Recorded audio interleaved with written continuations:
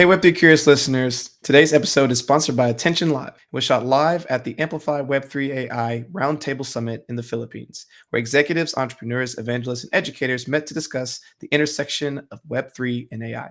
First, we spoke with Ian and Riza Utile to detail us on what it was like to organize this event and why they chose the Philippines to host it. Then we spoke with Professor Bates, who gave us the latest insights on blockchain and AI technology. Next, we spoke with Kate Hancock, who's the founder of Global AI Council, and learned more about what she's working on in AI.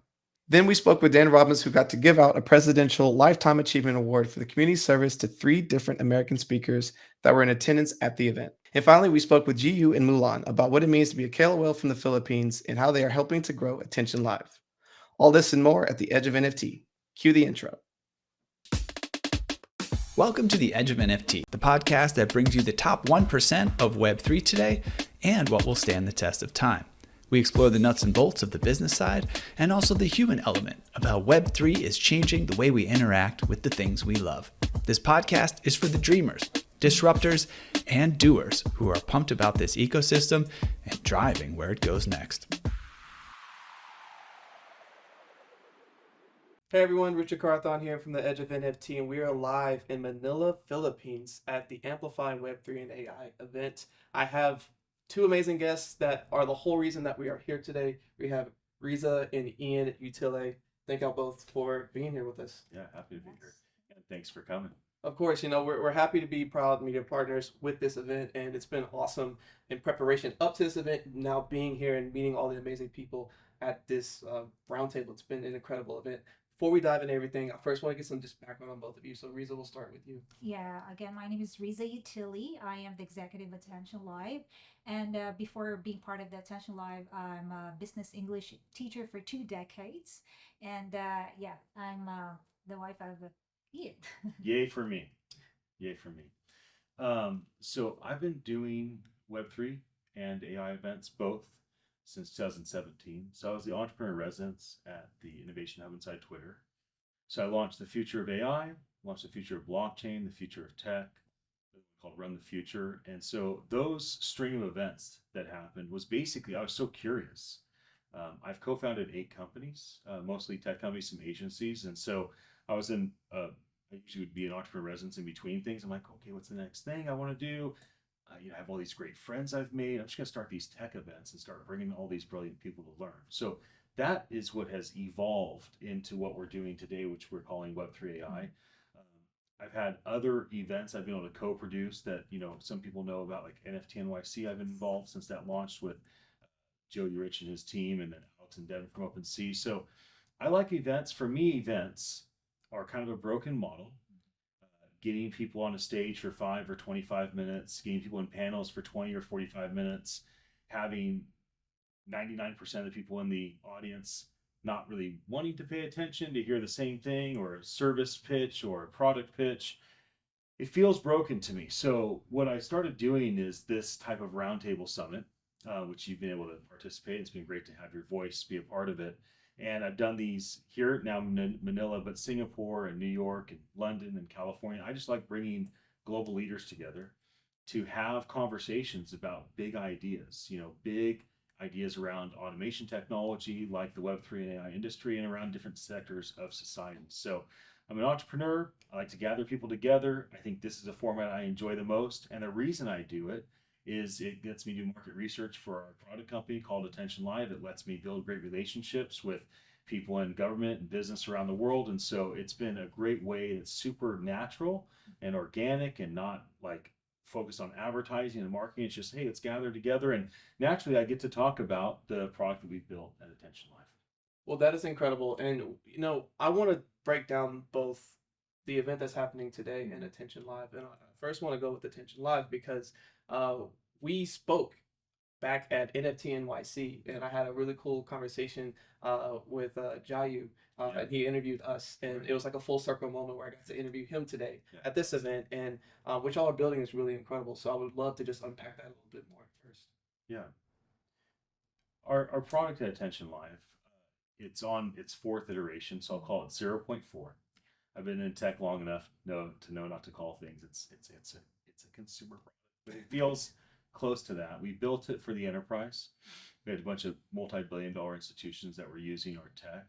Basically, it allows you to live stream to your own social media accounts while you mint and protect your content, and then you can monetize as well as kind of automate the ability for monetization. So we invented three things. We patented those three ideas, so nobody could stop us from doing it. We're not going to stop anybody else from competing with us, but we wanted to have the freedom to basically leverage Web3 as a foundational infrastructure, this media idea of streaming and protecting and monetizing, and then AI as kind of an interface for it all. And so we believe that billions of people will use this tech. It'll be a way for content creators like yourself to be able to flourish, and your community to also flourish along with you. And it's a fully decentralized approach. Again, you stream on your accounts, you mint your own tokens, whatever kind you want, in your own wallet. And you're in control of the utility and how you use it. So basically today is our launch of our consumer product. It's one of the reasons why we did the event. We wanted to transition from an enterprise product to a consumer product. And us being able to gather together the way that we do, what happens in our event is that people end up expressing the essence of who they are while they're explaining big ideas or asking complicated questions. So what happens in our events like this is the majority of the content is said by really important people for the first time, and the first way they ever said that stuff. And now we can take product and basically allow them to broadcast that through their own socials and mint it and protect it so that they have the commercial rights to that content. And if they choose to, they can also monetize it as well.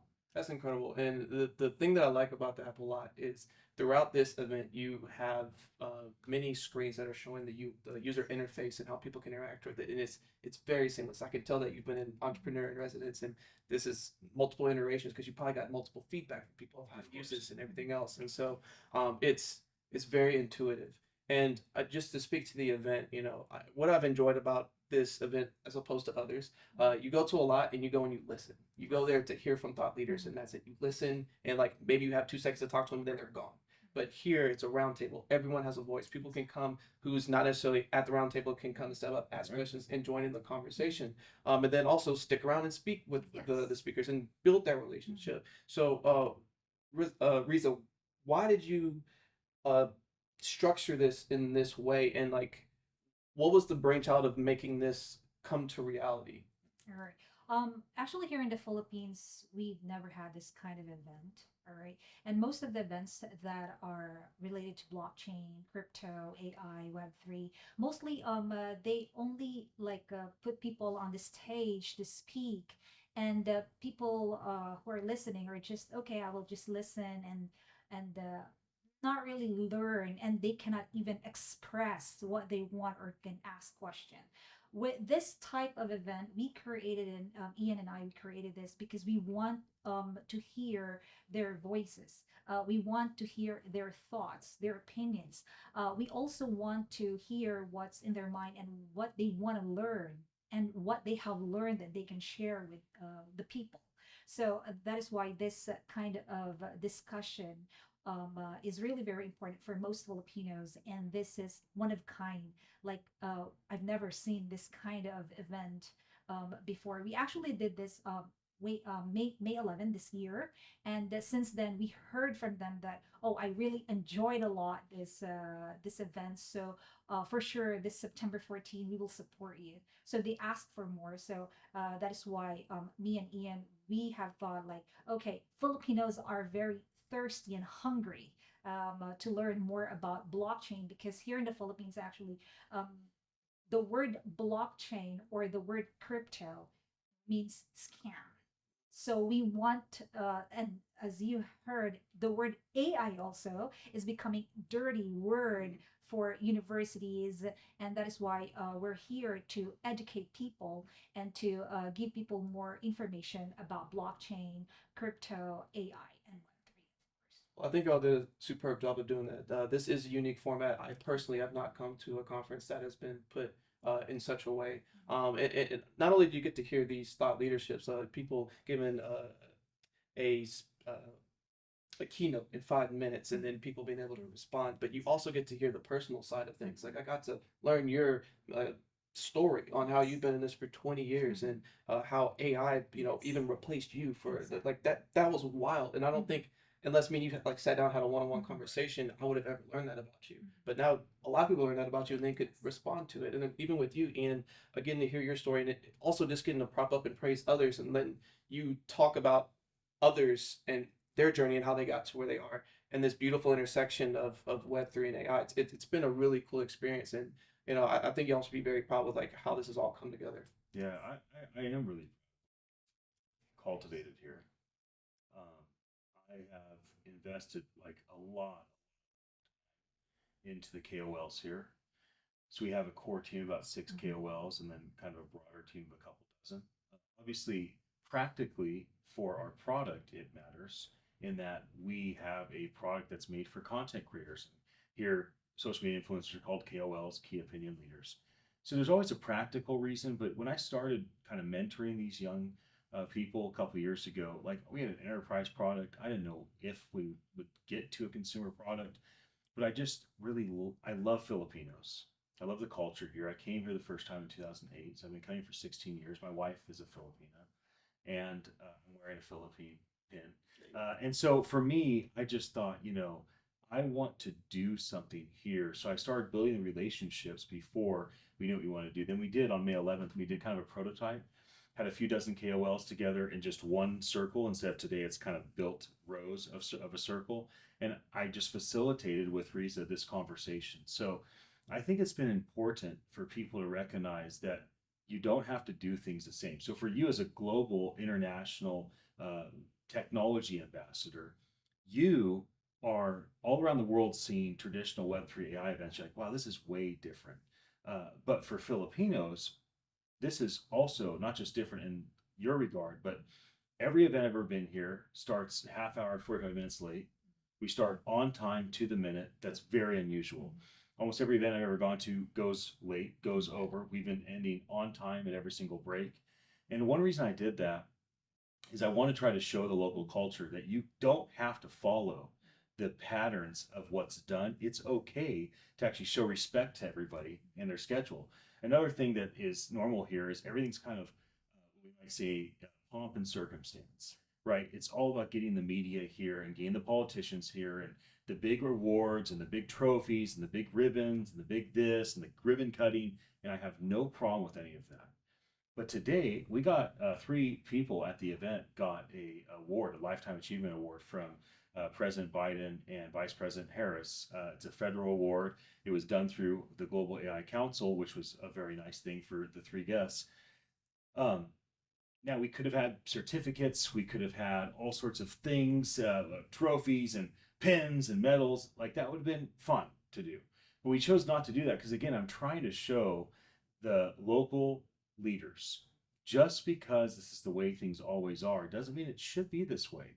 Because a lot of the time when this environment does events, what ends up happening is they do events and it's like they gather people together so they can show them how look at the politician that's with me and look at the thing we're doing and smile for the media. And like, I didn't want to do any of those things. I wanted to do something totally different. And I really wanted to make sure that whether it was a professor or an educator or a KOL evangelist or an entrepreneur that is working on their 1st or 5th company or an executive that runs a huge corporation, regardless of what the person was, that they felt like they were in a room that they belonged, that their voice mattered, that their question would be at least attempt to be answered, and that they had input, that people would give them their attention when they wanted to share that input. Well, I think that was accomplished, and I want to take a quick moment to say that Ian was one of those recipients, so congratulations Thank you again so on much. that. And we got the opportunity to speak with the 2 other recipients as well. And it's been an overall amazing experience. And one of the things that I wanted to just take a moment for you both to reflect on as we wrap up here is like, obviously you had a lot of goals for what this event was going to be. Do you feel that was accomplished? And for those who are listening and they're like, oh, that was awesome, I wish I could come again, like, why the Philippines? Like, why potentially for round 2 of this? Why would, like, for myself, this is my first time ever coming here. Like, I'm super excited to potentially come to round 2, right? So, like, why would someone else who's listening to this want to come and participate next time?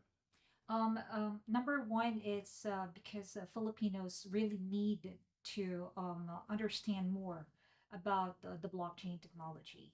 So that is one thing. And also, many Filipinos really, look up mostly Americans, all right, when it comes to blockchain, and they not only want to learn blockchain inside our country. It's because most Filipinos who are into crypto are actually engaged with American, type of job or projects. So they want to learn more about that. So we are not only learning the blockchain here in the Philippines, but we want to learn the blockchain internationally. So if more foreigners to come in the Philippines, and we will have the round tour, the part two of this event, that would be very, very great. In fact, today there are still many Filipinos sending text messages to our project manager that if they can still come. That's why we have decided that we will accept walk-ins. So for those who want to join us, that we're not able to register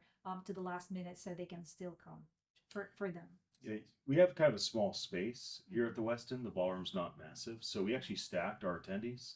So we invited 1,240 attendees. We have about a staff of about 60. And so we stacked our attendees to be able to come in rotation. So there's like 100 people that come every hour or so. And so what's happened throughout the day is core leaders have stayed and participated most of the day, like the three of us, where others have kind of come and gone, and they only intended to be here for an hour or two. So that's also been kind of a nice thing, is that we had a lot of people come in a small space. As far as why the Philippines, 26 million humans in Metro Manila area, over 100 million, about 115 million in the country. Southeast Asia is about 600 million. This is the second largest country. It's the number one country in the world for time spent on social media. 11 hours a day per person. Wow. May not be a good thing, but it is a thing. They adopt consumer technology very fast.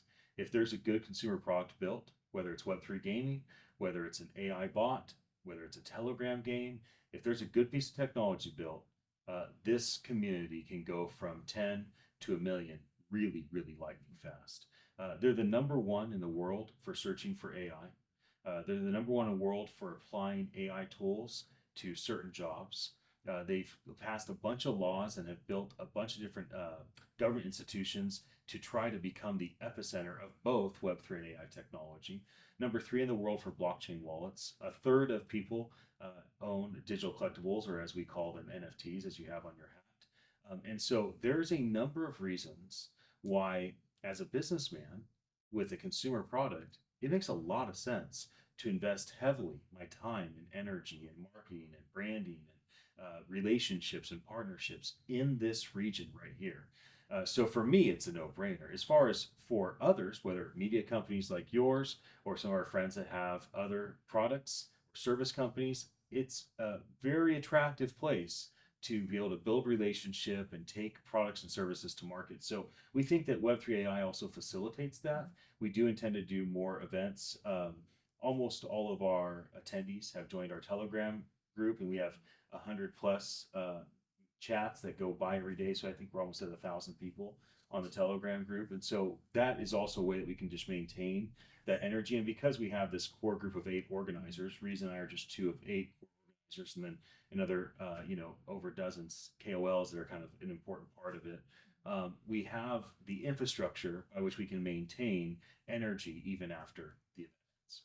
It's incredible, and everything that you both said makes a ton of sense to me. Sometimes you got to go to a place to really see it and feel the energy of what that encompasses, and I feel like this event did a great job of doing that. So great job to you both. Thank you. For people who are listening to this, what are ways that they can connect with you and potentially be a part of future events and Attn.Live? Yeah, this event is at Amplify Web3 AI on all socials, including Telegram, as I mentioned. The website, amplifyweb3.ai, would be a way to kind of keep in touch. And then Attn.Live, Attn.Live on socials, or Attn.Live. Our product is free.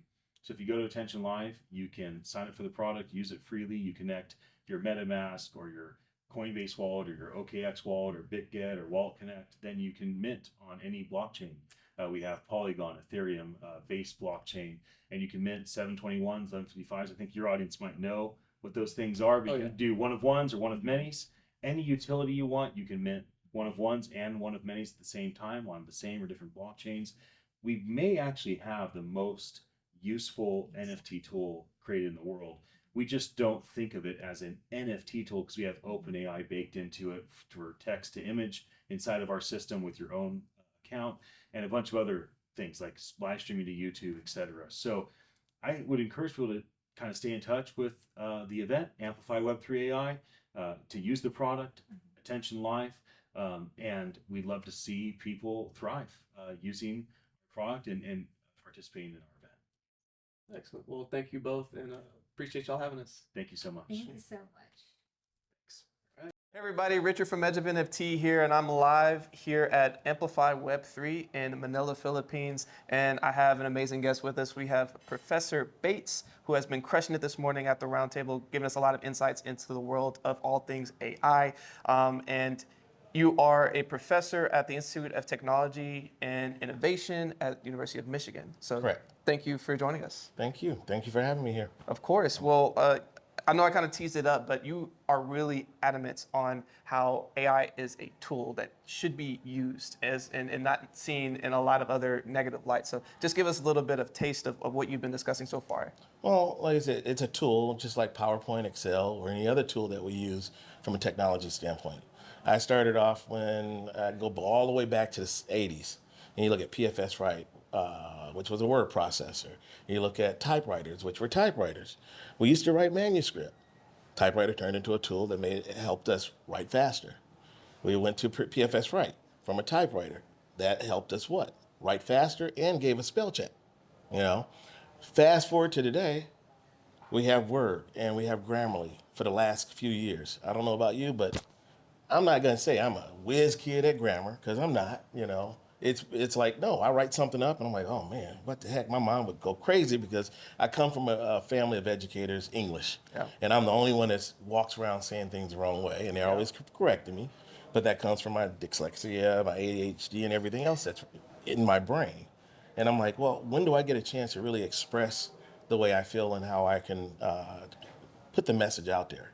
Gen AI is that tool that helps me do that. Absolutely. You know, it helps a lot of people out there do that.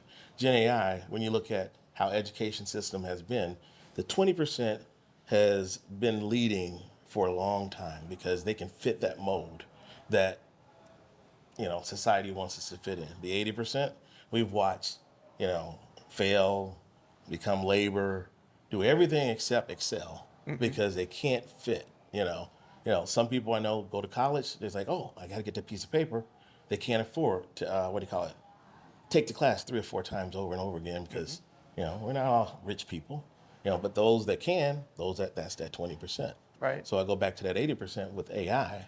That's the tool that is needed by the 80% to kind of bridge the gap, you know, democratize things so that they can understand the way they need to understand. Absolutely. You know, I put together an AI, well, I've been putting it on for a long time, but this one AI I created called Ty. And it woke me up even more. Just a few weeks ago, I had kids in the local community around Flint that came in from the Boys and Girls Club. They were like all, hard on me, like, no, we don't want to learn no computer crap. We don't do computers. The girls like, I ain't do that stuff, you know. And the moment they talked to Ty, and it went like, what up, though? They were like, What? That's an what? option? That's an option? They're like, it's talking to me in my lingo. Yeah. And I try to get people to understand, yeah, that's the problem with even universities and schools. Yeah. They all try to squeeze us in this 120%. And I'm like, well, if the 80% was so dumb, you know, and not smart and can't be educated, how are they surviving? Right. They survive with their own lingo. Absolutely. You know, we have that throughout the country, throughout the world. Yeah. And so AI helps with that. It helps with bridging the gap. And one of the things that you brought up that I think is really important is that not only is this just another tool that can be used, it also is a way that people can utilize this to get a lot further ahead. And it's things that have been used for a long time, right? So gaming, so people for NPCs and everything else. Even like the concept of you saying, back when you used the calculator, the world was afraid that it was going to make you dumber. Yes. And now no one's going to question should you use a calculator or not. So in that same moment, a new tool, AI, that can help to further bridge a gap in education that a lot of people have. Absolutely. It's like what I tell people all the time is AI is not here to replace anybody. It's here to enable us.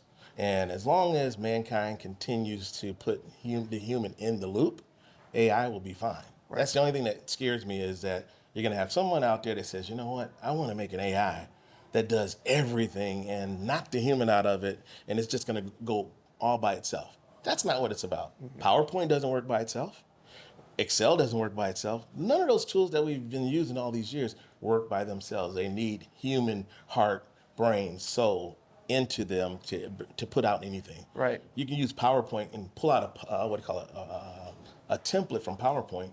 If you turn that PowerPoint in with just some words on it and no heart and soul, your teacher, your job, career, everybody be looking at you like, what's up? Right. But if you take that PowerPoint template and put your heart into it and your knowledge into it, when you present it, people are like, oh, Now I get it. That's what AI is. Yeah. It can always Google and pull information up, but it's up to us to basically analyze that information, and make it make sense. And I want to talk to that heart and soul for a second, because one of the things that happened today is that you got recognized for the Presidential Lifetime Achievement Award for all the community service you've been doing over the years. I think to be recognized for this, you have to do over 4,000 hours worth of community service, which is incredible. And so tell us a little bit about like some of the different projects that you've done over the years. Like you just kind of talked to the one that you did in Flint, but why has AI been able to be an instrumental tool in the community service that you've been doing? Because it allows me to move a lot faster. I can reach a lot more people faster. I created a ChatGPT bot that's called Ty. And it was like, basically, what do I want? How do I want to reach a lot of people? I want to put information there so people can, when they ask me questions, oh, you can ask Ty. If Ty can't answer it, come and ask me. It's easier for them to be able to get to me from that standpoint. The other thing is most people don't know what they don't know about technology. Our people are always afraid of technology. And it took me a long time to really realize that, this is my life, but everyone else, when they see a computer or a cell phone or whatever else, they run the other way. Right. What is it? 3 years ago, I put together a program called Unreal Base Camp. That base camp took 10 kids from high school, college dropouts, and some that didn't even go to, GEDs. We taught them in 6 months how to use Unreal, create business applications, as well as business plans, and they did a pitch in front of everyone. Wow. And that wasn't even with AI, but it dawned on me when we did that people walk around with a cell phone and a tablet, and they don't know the things that they can do. They look at it like it's a TV. You grow up watching TV, you never know the magic behind it. And so we have a whole society of people that are looking at the cell phone and the tablet the same way. At Lenovo, when I was there, in that program, I got each one of those kids a laptop. And I almost went to tears when they were looking at me saying, what is this? They had never touched a computer. Right. And I'm like, wait a minute, touch a computer? When I was in middle school, we had computers in the school. When I was in high school, I had computers. What happened? Mm-hmm. And it was all about, making things really so easy that it's transferred to the next generation of like, oh, it's just there. Right. But I can't do this. And we changed their minds around that. And they're all like, could start companies now. Yeah. Most of them are working some of them are working at GM, some of them are working at Lenovo, internships, and they were making some 70, 80K. That's awesome. Like, Yeah. that's a generational wealth of Yeah. transfer of power and knowledge that they can then transfer to others and keep benefiting their life. And one of the things I appreciate about being here at Amplify Web3 in Manila is there's a lot of students here, a lot of university kids here that are learning, in addition to a lot of the executives that are here. How's your experience been so far at this event, and how the conversations have been? It's been it's been heartwarming because people are running up asking me questions that, even questions I didn't think would be asked. But at the same time, it makes me feel good because people want to learn. Mm-hmm. I like to be around environments or people or organizations that are tenacious about questioning things. And our society, not just in America, but around the world, we've gotten to the point where we don't question anything. We just do. Yeah. We follow. And this event here is like, what I'm seeing is like with Ian, he's like, no, I want everyone to engage. And that's what I'm all about. In my classroom, I'm about engaging. You know, when the students, some students was like, oh, what's the policy? I'm like, I'm changing my class policy. And they were like, well, what's the policy going to be? How do I make an A? Because that was one of the things the dean was, when he was interviewing me. He says, Tim, you're going to run into the students that just want an A, and they want to know how they're going to make that A. And I'm like, well, I'm not about the A. I'm about the knowledge. And so my policy changed to 70% of my class is talking. Yeah. And the students look at me like, what do you mean talking? I'm like, we're going to conversate. We're going to have a conversation around the subject matter. If you can walk out of my class knowing what I know and knowing how to apply cybersecurity terms, technologies, and how the events affect the society or businesses, I've done my job. But if I sit here and test you ABC and say, you know that word, I haven't done my job. I'm sending out the same people, type of students that they were sending to me when I was in the corporate world. And I'm like, okay, I got to spend, another 2 years and train you? Corporate world has changed because they're moving just as fast as everyone else. And they're like, hey, you go to school, you come out, you should be able to hit the ground running. I'm not saying you need to be able to be a CEO or a CTO or a CISO, Yeah. but you need to be able to hit the ground running and using your brain to kind of come up with that critical thinking of, hey, you guys have been doing it this way. I learned such and such.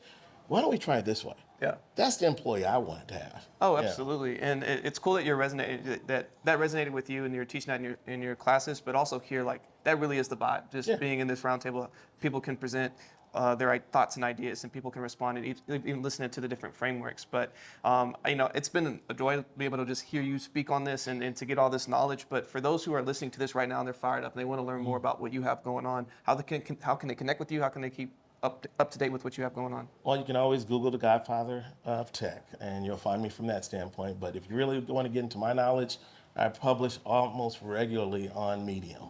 I do try to follow things on LinkedIn, and that's one of my main jams because I've been there since the beginning. But Medium is where I post all my knowledge.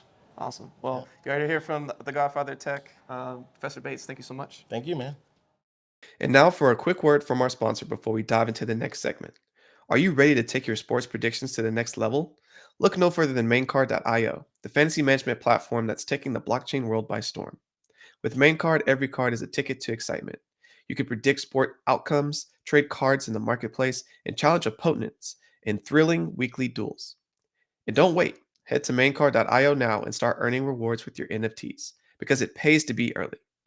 And now back to today's episode. Well, what's up, everybody? Richard from Edge of NFT here live in Manila, Philippines. We are at the Amplify Web3 conference, and we've been having an amazing time. I am here with Kate Hancock, who recently received the Presidential Lifetime Achievement Award. It is amazing to have you. Thank you. Honored to be here. Of course. Well, you work on a lot of different things, and obviously there's a lot that goes into receiving this award. Over 4,000 hours worth of non of community service. So tell us a little bit about yourself and all the things that you do. Yeah, so I'm a serial entrepreneur. I actually have a company here in the Philippines. We have a few boutique hotels and a company in the US, media and e-commerce. So I'm very honored for this award. Definitely, I've been doing a lot of volunteers work, really impacting, mostly in the angle of helping entrepreneurs, helping them scaling, or people that run startup don't know what to do, and that's what we've been doing for the last 5 years. And I'm also heavily involved in another nonprofit, the Entrepreneurs Organization, where I'm doing a lot of volunteer works and traveling the world, helping them shape their mission. So it's been a fun ride as well. Extremely. And the things that you're working on are very important, especially to aspiring young entrepreneurs and helping them set a solid foundation. So with the work that you've done, what has been some of the rewards that you've seen from working with some of these young aspiring entrepreneurs? I think when you talk with founders and people that really have this dream, you learn and you see yourself like, oh my God, I've been there, right? Like as you have that conversation or mentoring them, you learn so much by listening and what they're going through, and it's two way. It's not just you helping them, you learn from their experience as well. So it's kind of a really good use cases, and it's good to have, you kind of remind yourself as it's so hard to run a startup, right? Right. And scaling it to above, let's say 7 figures, that takes a lot of you. So having the right strategy and having the right mentor and mindset is really needed. Absolutely. And helping to provide that access and information helps move the needle so much faster. But being able to go back and forth from the U.S. here to the Philippines, what has been that impact of being able to both be in both of these places, but then also to make sure that people here are getting the resources that they need? Yeah, absolutely. So I was born and raised in the Philippines, and believe it or not, I actually started a company in the US for $20. I scale it to 7-figure in less than 12 months. So I scale it to an 8-figure company utilizing AI and technology. And now this is my give back to my Philippine community, that I can build a company where I can help, get them employed, utilize, and, develop leaders is so important for me, especially women. So I'm really happy that 80% of my employee actually don't have education, which is most company, like, you need to have a college degree, especially in Asia. It's a big thing. You can't even get a job. But for me, if you have the grit and the hard work, I'm going to give you an employment opportunity, and I have a great team, because no one would ever give them a chance. And if you have put the culture in place, then you're always going to win. That's incredible. And again, we can't just speed by that. $20 into a 7-figure type of company utilizing AI, and then bringing it back so that people who don't necessarily have a college education still have the opportunity to have a good paying job, and then utilize AI to help them get to the next level. So using tools like this and being at an event where there's both Web3 and AI, why did you decide to be part of this event? And what do you think people here will be learning while attending? Well, for one thing, I mean, Ian is such a great person. It's so hard to say no, right? Like, I think this really aligned with my values, as far as really helping spreading the world how they can utilize the technology so they can earn and make a living with no capital. Look, not all of us have access to capital. It's so hard. Even in the US, we can't get capital. I think spreading the right information to people who really need it, and then they can make their own company, or if they already have a company, they can scale it because they have the right information. And that's the reason why I'm here. Which is great. And, I've already learned a lot from the conversations that are in there for those who aren't here with us. And it's like a round table type of environment where there's tables in between. You have people sitting at each one, and there's a 5-minute keynote that people can speak on it and add a lot of insights. And Kate's been doing a great job of adding some insights. So, Kate, obviously, you're going to come here and meet a lot of other amazing people building in the space. What has been your initial, I guess, feedback to what you've heard so far from the speakers? Yeah, I think I really love those thought-provoking questions that makes you think, like, oh, how I'm gonna, like, initially, I mean, you were like, how I'm gonna answer this, but the fact that you get a step back, like, okay, how am I going to craft this, questions that's really deep, in a way of how you're going to position yourself, and hearing from other input as well. It's really helpful. Even if you know a lot of things, you learn from a lot of people, no matter where they are in their status of their life. We all learn from each other. Absolutely. How people frame questions and even how they respond to them, I think it's been really cool just to see how people think and process information. But Kate, it's really awesome to have you here. For people who want to learn more about you and your journey, what are ways that they can connect with you? Yeah, absolutely. You can go to katehancock.com, or go to globalcouncil.ai. We've been really spreading that AI literacy. So we're providing 2 master classes online. We have chapter heavily here in the Philippines. We have presence in the US, Canada, Africa, and soon in some of the Caribbean and in Europe. So it's really a nonprofit that I'm passionate about, because look, I made money utilizing technology, and anyone can do the same. Absolutely. Well, thank you so much, Kate. Great to have you today. Thank you. Hey everyone, Richard Carthon here with the Edge of NFT, and we are live here in Manila, Philippines at the Amplify Web3 and AI event. And I am here with Dan Robbins, who is part of the Global AI Council. Great to have you here. Man, great to have you. Great to see you guys. I mean, I think this is like, it's been 2-3 years I know. since we all seen each other. So, It is, what a man. wild surprise. A long time coming, and like so much has happened since then. Obviously, you're now part of this amazing group, the GAC. Can you tell us a little bit more about that? Sure. So Global AI Council has chapters all around the world. I think we're in like 6 continents right now. We have 2 mantras: free education, education for all, and then AI for good. So those are the 2 things that we really focus on. The biggest one is the free education and education for all, which is a reason why we're here at this event. Which is incredible, and there's a lot of really cool people at that intersection of AI and Web3 here. There's a lot of students, there's a lot of global leaders that have come in specifically for this. How's your experience been so far at this event? Yeah, so it's great. I really like the unique format. I'm used to the conferences where there's a lot of panels, but you as the person attending don't really get to interact. You don't get to voice your opinion or your thoughts. But here I like the fact that Ian has done something I've never seen before, where we all get to say how we feel, what we think, and this whole roundtable, it's something I've never been to before. I didn't even know existed. And so it's been a great experience to really get to know people on a deeper level. I agree, and it's been really amazing to be part of the conversation and to hear how people think about the space and how we can move things forward. One of the things that you got to do today that I thought was really special is that you got to introduce 3 different people to a special award, including your wife. Can you tell us more about that? Yeah, sure. So there's a volunteer award that the U.S. gives out, and they allow certain people to give those awards out. So luckily, I was able to get approved to be able to give out this award. It's a Lifetime Achievement Award from the President of the U.S., and it's something that is deep in my heart because I am all about volunteering, but I don't think we really reward people that do. It's like people, they volunteer in their life, but they don't go around talking about this is how many hours I volunteered or this is how my volunteer impact has been. So on one hand, we're making sure that we highlight those people, which today we're able to do 3 people that have given their life to service, to volunteering. And the other one is they also want you to go out in the world in other countries and give these awards out to Americans who are there. So I think the fact that we can show people here that what Americans are doing and that they are all, really big into volunteering and giving back to the world globally is something special. I agree. I mean, one of the things that you said is over 4,000 hours worth of service, and the 3 people that got recognized today, all very well deserving, and it was cool that you were able to give that out here. But you come in a very unique situation where you are American, but you live here.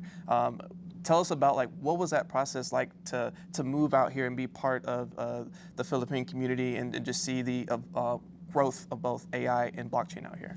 Yeah, sure. So we came out here 2 years ago to help with the blockchain event here for the country. And after we did that event, I just realized there's so many people here that are really embracing to technology, really embracing to people from other places. So I never really felt like left out. I didn't feel like I don't belong. I really felt like, wow, I belong here.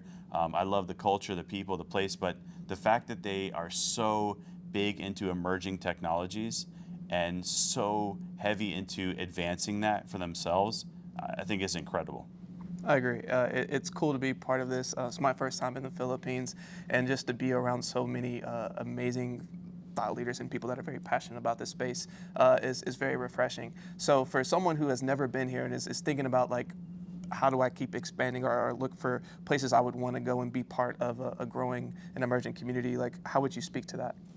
Yeah, so great question. I think the best way is to look for events. I think events are really great places where you can meet people that are going to come in from all over. They're going to tell you about how it is to be there, how to live, besides just vacationing. But I really feel like going to an event, attending, you get to meet people locally, globally. You get to meet people who are doing different things in that area, which opens you up to understanding what the possibilities even are. But that's what I would suggest. For example, last year we went to an event in Nigeria where my wife was speaking because I never thought I'd even go to Nigeria. But now I feel like I have a deep connection there and we're doing things there and I got to really understand about the people. So I'd say attend an event. I agree. A lot of all the events that we now get to go to is because we start at one, meet an amazing group, and then they're like, hey, check this out, and so on, and here we are today. But Dan, it's really awesome to hear a lot about you and what you have going on. But for people who want to connect with you and be able to learn more about GAC and everything else, how can they do that? Yeah, so the best way, check me out on LinkedIn.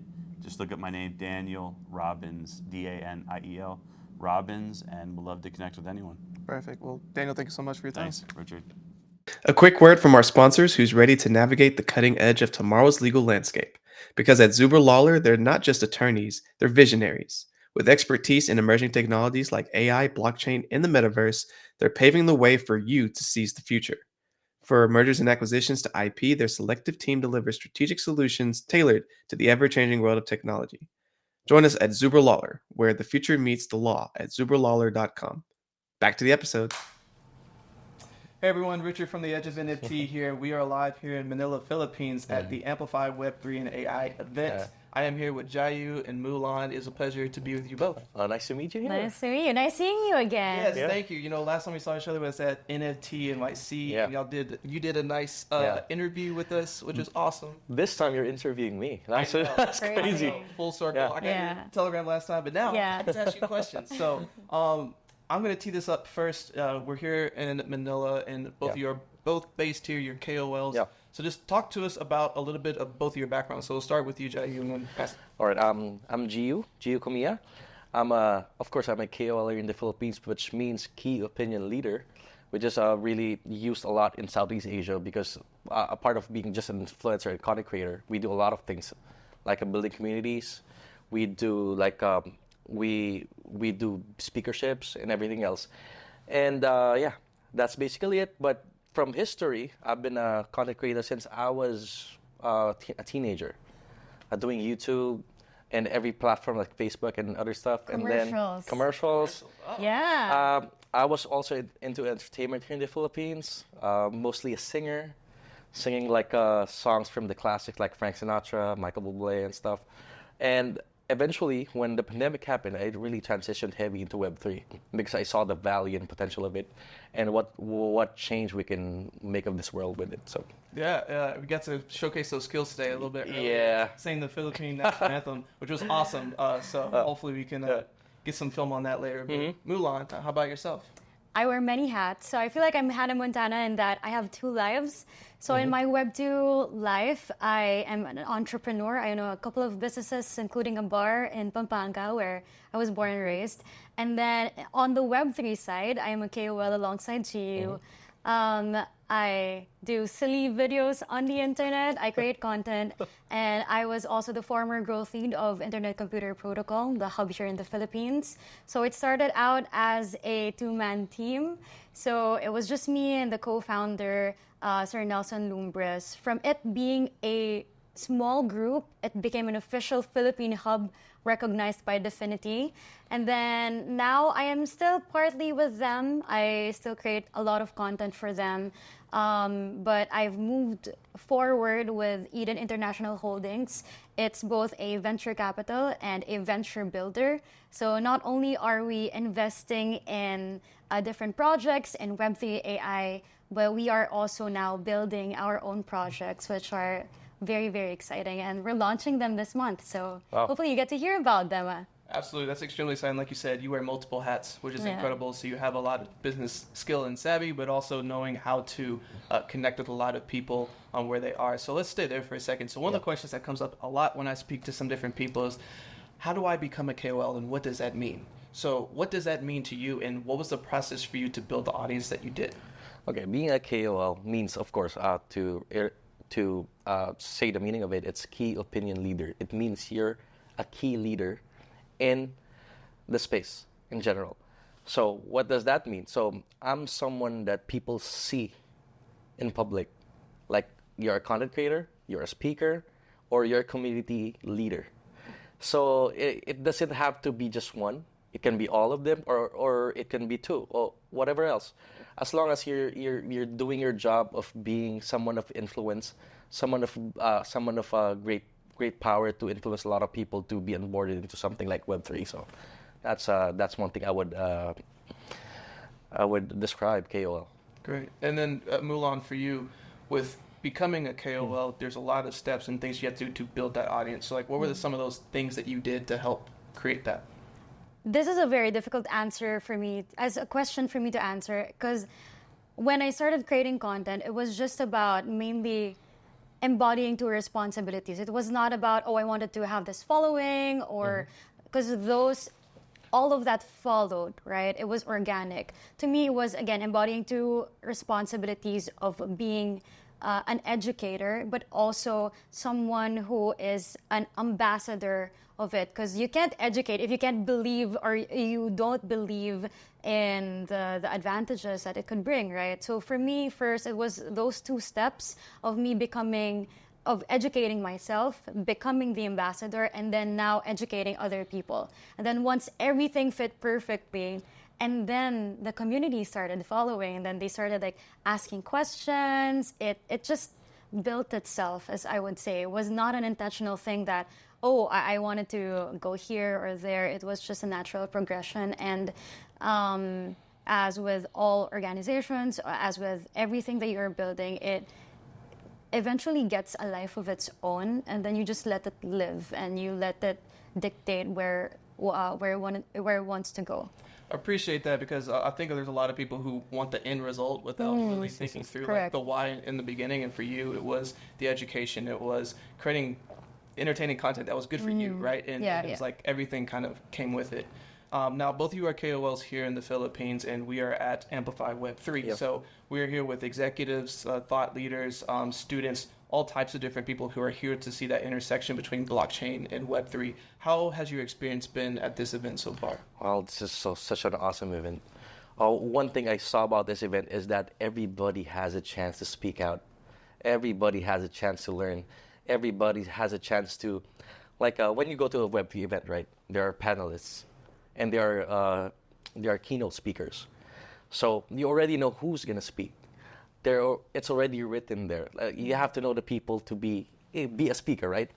But with this event, this is the first time that I saw an event that everybody can speak. Everybody can be a speaker. So a normal student, a teacher, or any industry can raise their voice out with their opinions, with what they want to learn, what they want to know, and everything else. And I love this environment. I think we should have this more.